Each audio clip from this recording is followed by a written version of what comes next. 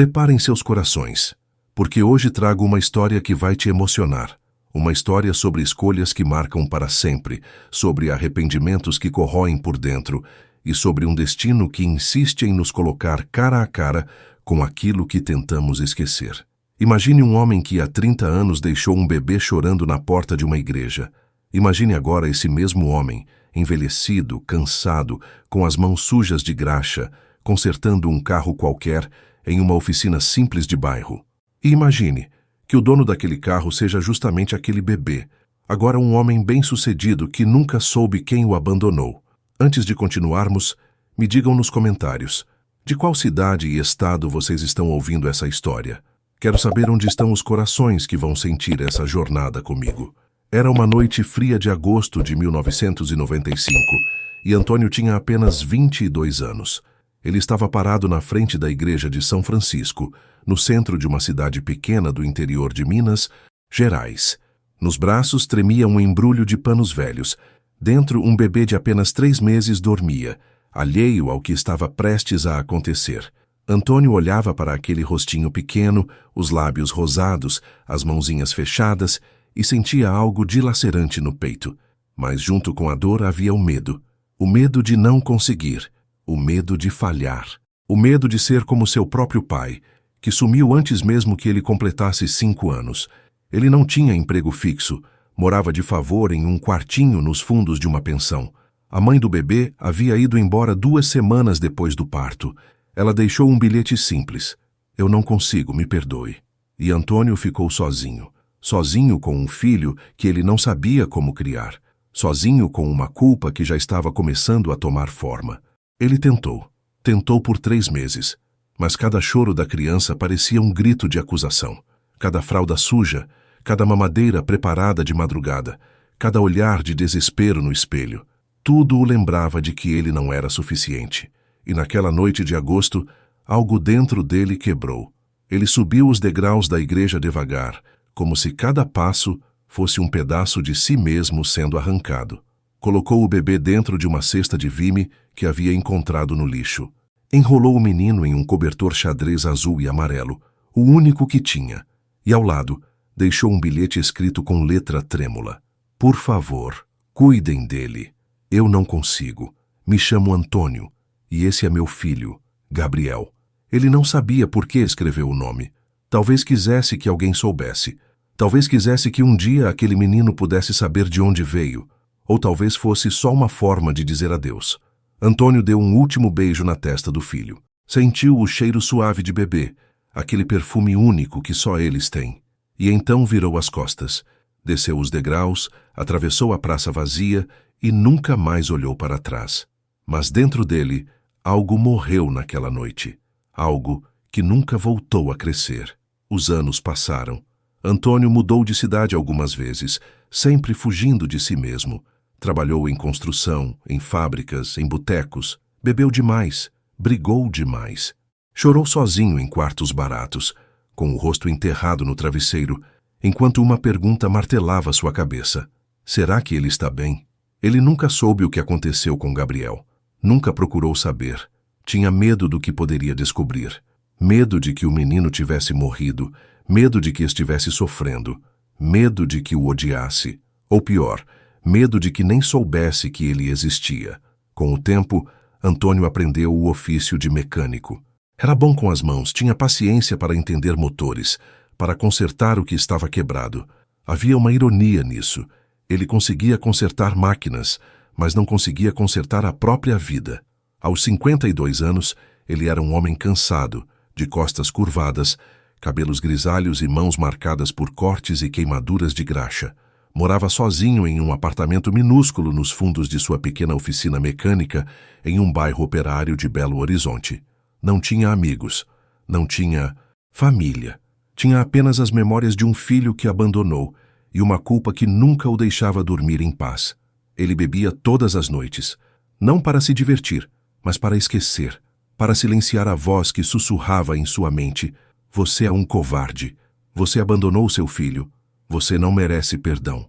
E toda manhã, ao acordar com a cabeça pesada e o coração vazio, Antônio ia para a oficina, abria o portão enferrujado e começava mais um dia igual aos outros, consertando carros de pessoas que ele nunca conheceria de verdade, vivendo uma vida que parecia ter parado há 30 anos. Enquanto isso, em outra parte da cidade, um homem de 30 anos estava prestes a começar o dia. Gabriel Almeida era um empresário bem-sucedido, alto, elegante, de óculos modernos e sempre vestido com ternos impecáveis. Ele era dono de uma empresa de tecnologia que desenvolvia softwares para grandes corporações. Tinha uma vida confortável, um apartamento moderno em um bairro nobre, um carro importado e tudo o que o dinheiro podia comprar. Mas havia algo nele que o dinheiro nunca conseguiu preencher: o vazio de não saber de onde veio. Gabriel havia sido encontrado na porta da igreja de São Francisco quando tinha 3 meses. Ele foi criado em um orfanato até os 5 anos e então adotado por um casal de professores aposentados, José e Maria Almeida. Eles o amaram como se fosse sangue do seu sangue. Deram educação, carinho, valores, mas mesmo com todo o amor que recebeu, Gabriel sempre sentiu uma ausência, uma pergunta que nunca foi respondida. Por que meu pai me deixou? Ele guardava ainda, dentro de uma caixa de madeira em seu armário, o bilhete que foi encontrado junto com ele. Por favor, cuidem dele. Eu não consigo. Me chamo Antônio, e esse é meu filho, Gabriel. Durante toda a vida, Gabriel tentou buscar respostas. Contratou detetives particulares, pesquisou registros, procurou em listas de pessoas desaparecidas. Mas o nome Antônio era comum demais, e não havia sobrenome nem mais informações. Era como procurar uma agulha em um palheiro, e com o tempo ele aprendeu a conviver com a falta de respostas. Mas no fundo, em algum lugar de seu coração, a ferida nunca cicatrizou completamente. Era uma segunda-feira comum, de novembro de 2025. Gabriel estava saindo de uma reunião importante quando seu carro, um BMW preto, começou a fazer um barulho estranho no motor. Ele parou no acostamento, ligou para o seguro, mas disseram que demoraria horas para o guincho chegar. Com pressa, ele procurou no celular por oficinas mecânicas próximas. A primeira que apareceu era pequena, sem avaliações, mas ficava a apenas 5 minutos dali. Ele decidiu arriscar. Quando Gabriel chegou à oficina de Antônio, o lugar parecia ter parado no tempo. As paredes estavam sujas de graxa. Havia ferramentas velhas espalhadas e um ventilador enferrujado girava lentamente no teto. Antônio estava agachado ao lado de um carro velho, com as mãos sujas, o rosto cansado e uma expressão de quem já tinha visto muito da vida. Quando Gabriel entrou, Antônio levantou os olhos e algo estranho aconteceu. Por uma fração de segundo, Antônio sentiu um aperto no peito. Havia algo no rosto daquele homem, algo familiar. Os olhos castanhos, a linha da sobrancelha, o formato do nariz. Era como olhar para um espelho do passado, mas ele afastou o pensamento rapidamente. Que ideia absurda, pensou. Eu estou vendo coisas. Boa tarde, disse Gabriel, educado, mas apressado. Meu carro está com um problema no motor, você consegue dar uma olhada? Antônio limpou as mãos em um pano velho e acenou com a cabeça. Claro, deixa eu ver. Gabriel estacionou o BMW em frente à oficina, e Antônio abriu o capô. Enquanto examinava o motor, ele fazia perguntas técnicas, mas de vez em quando seus olhos desviavam para o rosto de Gabriel. Havia algo perturbador naquele encontro, mas ele não conseguia colocar o dedo no que era. E Gabriel, por sua vez, observava o mecânico com uma mistura de curiosidade e desconforto. Havia algo naquele homem, em seus gestos, em sua voz rouca, que o deixava inquieto. É só uma mangueira solta, disse Antônio após alguns minutos. Consigo consertar em meia hora. Perfeito, respondeu Gabriel aliviado. Enquanto Antônio trabalhava, Gabriel sentou em um banco velho na oficina e começou a mexer no celular. Mas seus olhos continuavam voltando para o mecânico. Havia algo na forma como ele se movia, no jeito como franzia a testa ao se concentrar. Era estranho, era inquietante. Era como se uma parte de si mesmo estivesse ali, refletida naquele homem desconhecido. Você mora aqui na região? Perguntou Antônio, quebrando o silêncio.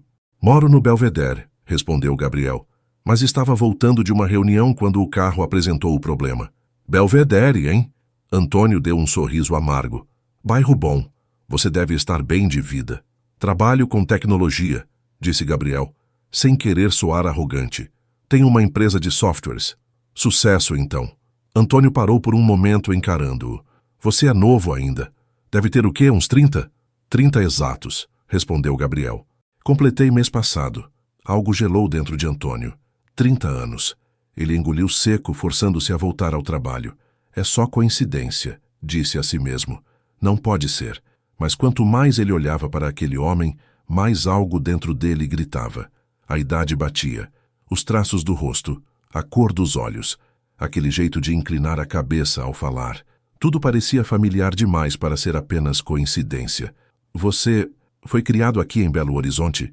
Perguntou Antônio, tentando soar casual, mas com a voz trêmula. Gabriel hesitou.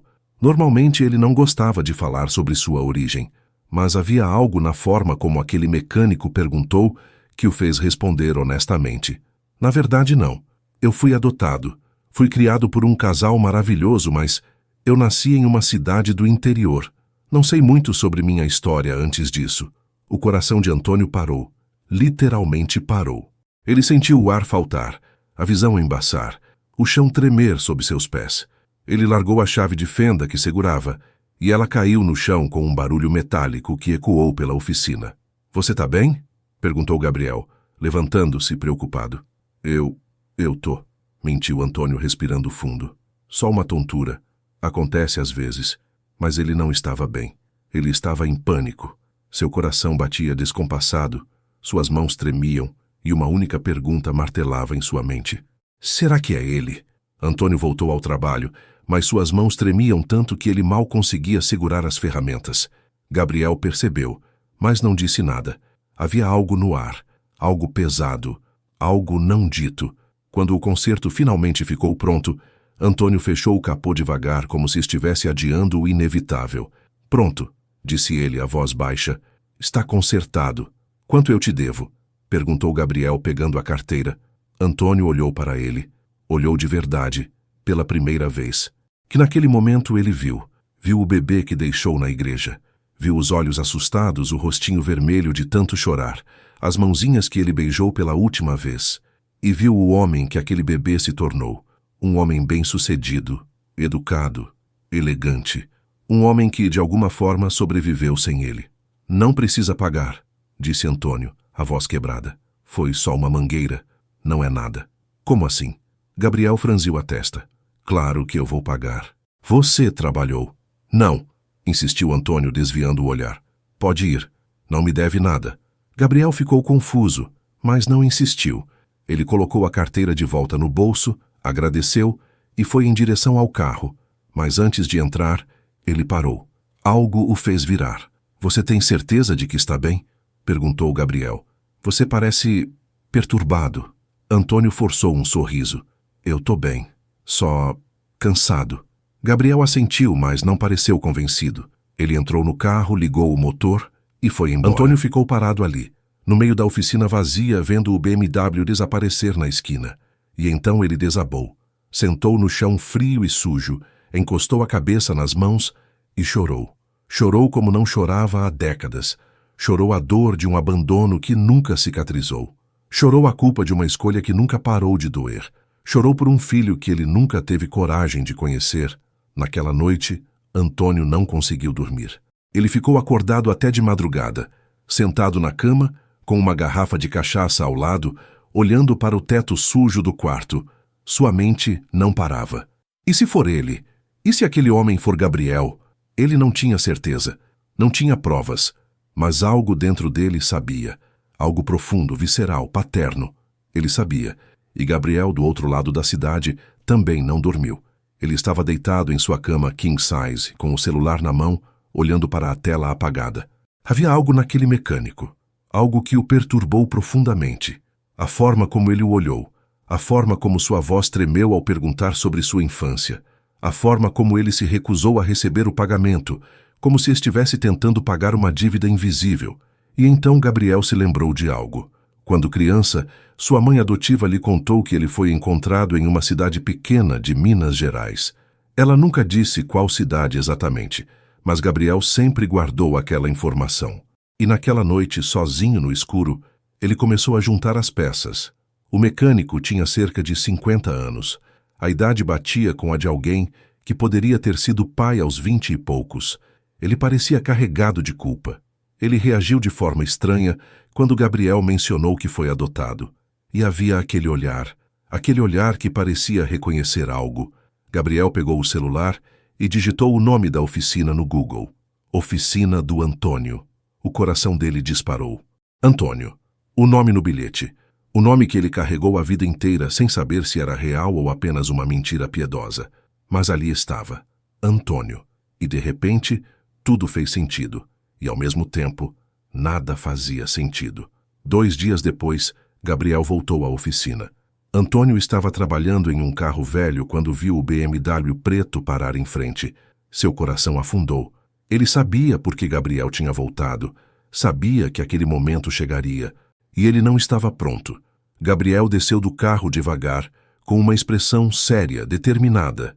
Ele caminhou até Antônio, parou a poucos passos de distância e ficou em silêncio por um momento, apenas o encarando. E então, com a voz firme mas carregada de emoção, ele perguntou: "Você é Antônio?" Antônio engoliu seco. "Sim." "Antônio o quê?" "Antônio da Silva." "Por quê?"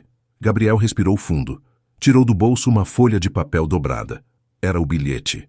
O bilhete que estava com ele na igreja. Ele o abriu lentamente e mostrou a Antônio. "Porque esse é o nome que estava escrito no bilhete que foi deixado comigo quando eu tinha 3 meses." O silêncio que se seguiu foi ensurdecedor. Antônio olhou para o papel e então para Gabriel, e algo dentro dele desmoronou. Ele não conseguiu mais fingir. Não conseguiu mais fugir. Ele caiu de joelhos no chão da oficina, com as mãos tremendo, o rosto molhado de lágrimas e uma única palavra saindo de sua boca. "Gabriel!" Gabriel não se moveu. Ele ficou ali, parado, olhando para aquele homem de joelhos, chorando, quebrado. E pela primeira vez na vida, ele viu o rosto do homem que o abandonou. O homem que o deixou em uma igreja fria, sozinho, sem saber se alguém o encontraria. O homem que virou as costas e nunca voltou. E Gabriel sentiu uma mistura caótica de emoções. Raiva, dor, alívio, confusão. Ele queria gritar, queria chorar, queria ir embora. Mas ao mesmo tempo, algo o prendia ali. Algo que ele não conseguia explicar. "Por quê?" Foi tudo o que Gabriel conseguiu dizer. "Por que você me deixou?" Antônio levantou o rosto, os olhos vermelhos, a expressão de dor pura. "Eu era jovem. Eu não tinha nada. Eu não sabia como cuidar de você." A voz dele era um sussurro quebrado. "Sua mãe tinha ido embora. Eu estava sozinho. Eu achei que você ia ter uma vida melhor sem mim. Melhor sem você." A voz de Gabriel subiu carregada de raiva. "Você me deixou em uma igreja. Eu passei 5 anos em um orfanato, 5 anos sem saber se alguém ia me querer. Você acha que isso é melhor?" Antônio baixou a cabeça, incapaz de responder, porque não havia resposta.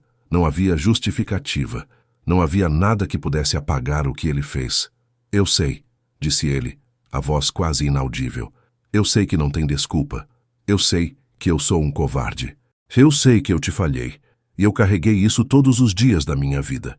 Todos os dias, Gabriel, eu nunca parei de pensar em você. Eu nunca parei de me perguntar se você estava vivo, se você estava bem, se você me odiava. E eu merecia ser odiado. Eu mereço." Gabriel sentiu as lágrimas queimando em seus olhos. Ele lutou contra elas, mas elas caíram mesmo assim. 30 anos de dor, 30 anos de perguntas sem respostas, 30 anos de vazio. E ali estava o homem responsável por tudo isso, de joelhos implorando perdão. "Eu não sei se consigo te perdoar", disse Gabriel, a voz tremendo. "Eu não sei se algum dia vou conseguir. Eu não espero que você me perdoe", respondeu Antônio. Eu só queria que você soubesse que eu sinto muito, que eu falhei como pai, que você merecia mais. E que, mesmo não estando presente, eu sempre te amei. Do jeito errado, do jeito covarde, mas eu amei." Gabriel virou as costas, incapaz de olhar para aquele homem. Ele caminhou em direção ao carro, mas parou antes de entrar. Havia algo que ele precisava dizer. "Eu tive pais maravilhosos", disse ele sem se virar. "Eles me deram amor, educação, valores. Eles me fizeram o homem que eu sou hoje, e por isso eu sou grato. Mas você me fez sentir que eu não era suficiente, que eu era um peso, e isso nunca vai sair de mim." Antônio ouviu cada palavra como um golpe, porque era verdade, porque ele sabia disso, e porque não havia nada que ele pudesse fazer para mudar. Gabriel entrou no carro e foi embora, e Antônio ficou ali, sozinho, no chão frio da oficina, sentindo o peso de 30 anos de arrependimento caindo sobre ele como uma montanha. Dias se passaram. Gabriel tentou voltar à rotina, mas não conseguia. Ele não conseguia parar de pensar naquele encontro, nas palavras de Antônio, na dor que ele viu nos olhos daquele homem, e algo dentro dele começou a mudar. Não era perdão, ainda não, mas era compreensão. Ele começou a entender que Antônio não o abandonou por maldade, ele o abandonou por fraqueza, por medo, por desespero, e isso não apagava a dor, mas, de alguma forma, a tornava mais suportável. Gabriel começou a pesquisar sobre abandono parental, leu artigos, ouviu testemunhos, conversou com sua terapeuta, e aos poucos ele foi entendendo que o abandono não foi sobre ele, não foi porque ele não era amado ou porque ele não era suficiente, foi sobre um homem jovem, assustado, que não teve estrutura emocional para lidar com a responsabilidade de ser pai, e isso não justificava, mas explicava. E Antônio, do outro lado, estava destruído. Ele parou de trabalhar, parou de comer direito. Passava os dias trancado no apartamento, bebendo, chorando, revivendo aquela noite de agosto de 1995 repetidamente em sua mente. Ele pensou em escrever uma carta para Gabriel, pensou em procurá-lo novamente, mas não teve coragem. Ele já havia causado dor suficiente, não queria causar mais. 3 semanas depois do reencontro, era véspera de Natal. Gabriel estava em casa, sozinho. Seus pais adotivos haviam falecido anos atrás, e ele não tinha família próxima. Ele olhava para a árvore de Natal decorada em seu apartamento e se sentia mais vazio do que nunca. E então, ele tomou uma decisão. Ele pegou o celular, pesquisou o endereço da oficina e foi até lá. Quando chegou, a oficina estava fechada, mas havia uma luz acesa no apartamento dos fundos. Gabriel respirou fundo e bateu na porta. Antônio demorou a atender. Quando finalmente abriu, ele estava visivelmente pior. Mais magro, com olheiras profundas, a barba por fazer. Ele olhou para Gabriel com surpresa e medo. Gabriel, o que você está fazendo aqui? Eu não sei, respondeu Gabriel honestamente. Eu precisava vir. Eles ficaram em silêncio por um momento. E então, Gabriel falou, você disse que sempre pensou em mim, que nunca parou de se perguntar se eu estava bem. Sim, respondeu Antônio, a voz rouca. Todos os dias. Então agora você sabe, disse Gabriel. Eu estou bem. Eu sou bem-sucedido. Eu tenho uma vida boa. E eu sobrevivi, sem você. Antônio baixou a cabeça, sentindo a dor daquelas palavras. Eu sei, e eu sinto muito. Mas, continuou Gabriel, a voz suavizando, eu não quero passar o resto da minha vida carregando raiva. Eu não quero que você defina quem eu sou. Eu sou mais do que o filho que foi abandonado. E você é mais do que o pai que abandonou. Antônio levantou os olhos, surpreso. O que você está dizendo? Eu estou dizendo que eu não sei se consigo te chamar de pai. Eu não sei se um dia vou conseguir. Mas eu quero tentar te conhecer, como pessoa, como Antônio. Não como o homem que me deixou, mas como o homem que você é hoje. Lágrimas correram pelo rosto de Antônio. Ele não conseguia acreditar no que estava ouvindo. Você está falando sério? Estou, respondeu Gabriel. Mas eu preciso que você entenda uma coisa. Isso não é perdão. Ainda não, é uma chance. Uma chance para a gente, talvez, construir algo novo. Algo que não apaga o passado, mas que não deixa o passado nos definir. Antônio não conseguiu falar. Ele só conseguiu acenar com a cabeça, enquanto as lágrimas caíam sem parar. Quer entrar? Perguntou Antônio, a voz trêmula. Gabriel hesitou, e então assentiu. Sim, eu quero. Eles sentaram em um sofá velho e gasto, em um apartamento simples e cheio de silêncios pesados. Mas aos poucos, aqueles silêncios foram sendo preenchidos por palavras. Antônio contou sua história. Contou sobre sua infância difícil, sobre o pai que o abandonou, sobre o medo de repetir o mesmo erro. Contou sobre a noite em que deixou Gabriel na igreja e como aquilo o assombrou todos os dias desde então. E Gabriel ouviu. Ouviu sem julgar, sem interromper. Apenas ouviu. E então, Gabriel contou sua história. Contou sobre os anos no orfanato, sobre a solidão que sentia, mesmo cercado de outras crianças. Contou sobre o dia em que foi adotado e como José e Maria o acolheram com tanto amor que ele aos poucos aprendeu a confiar novamente. Contou sobre o bilhete que guardou a vida inteira e sobre as noites em que lia aquele nome, Antônio, e se perguntava quem era aquele homem. E Antônio ouviu com o coração partido, percebendo a dor que ele causou. Eles conversaram por horas, e quando a madrugada chegou, algo havia mudado. Não era cura, não era perdão completo, mas era um começo frágil, delicado, mas real. Antes de ir embora, Gabriel parou na porta e olhou para Antônio. Feliz Natal, Antônio. Antônio sorriu, um sorriso triste, mas genuíno. Feliz Natal, Gabriel. E pela primeira vez em 30 anos, Antônio não se sentiu completamente sozinho. Os meses seguintes não foram fáceis. Gabriel e Antônio se encontravam de vez em quando. Às vezes era só para um café. Às vezes era para Gabriel levar o carro para Antônio dar uma olhada, mesmo que não houvesse problema nenhum. E aos poucos, eles foram construindo algo. Não era uma relação de pai e filho. Ainda não. Talvez nunca fosse, mas era uma relação de duas pessoas que, de alguma forma, estavam tentando se curar. Antônio parou de beber. Voltou a trabalhar com mais dedicação. E pela primeira vez em décadas, ele tinha um motivo para acordar de manhã. Ele tinha alguém que se importava. E Gabriel, por sua vez, começou a entender que perdoar não significa esquecer, não significa apagar a dor, mas significa escolher não deixar que a dor te domine. Significa escolher seguir em frente, mesmo carregando as cicatrizes. Um dia, quase um ano depois do reencontro, eles estavam sentados na oficina tomando café, quando Gabriel disse algo que mudou tudo.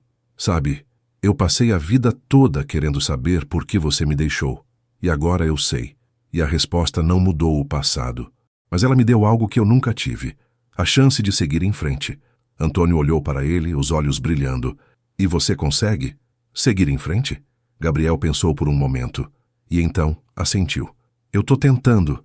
E eu acho que tá funcionando. Antônio sorriu. Um sorriso verdadeiro dessa vez. Você é um homem incrível, Gabriel. E eu sei que não foi por minha causa. Mas eu sou grato por você ter me dado essa chance. Eu também, respondeu Gabriel. Porque no final a gente não escolhe de onde a gente vem, mas a gente escolhe para onde a gente vai. E naquele momento, sentados em uma oficina velha, cercados por ferramentas e cheiro de graxa, eles não eram apenas um pai que abandonou e um filho que foi abandonado. Eles eram dois homens tentando se curar. Dois homens tentando construir uma ponte sobre um abismo de 30 anos. E talvez, só talvez, eles conseguiriam. Hoje, Antônio tem 54 anos. Ele ainda é mecânico, ainda trabalha na mesma oficina. Mas agora, de vez em quando, Gabriel aparece. Às vezes traz comida, às vezes eles só conversam. E aos poucos, aquele vazio que Antônio carregou por 3 décadas está sendo preenchido. Não completamente, talvez nunca seja, mas está sendo preenchido.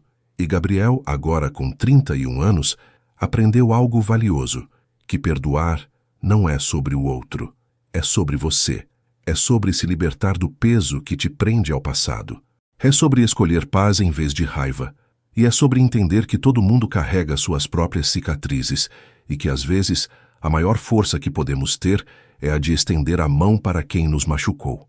A história de Antônio e Gabriel não é uma história de final feliz perfeito, mas é uma história de recomeço, de segunda chance, de escolha. E talvez isso seja mais poderoso do que qualquer final feliz poderia ser. Porque no final, todos nós carregamos algo. Todos nós temos cicatrizes. Todos nós falhamos em algum momento. Mas o que define quem somos não é o erro que cometemos. É o que fazemos depois. É se levantamos ou se ficamos no chão.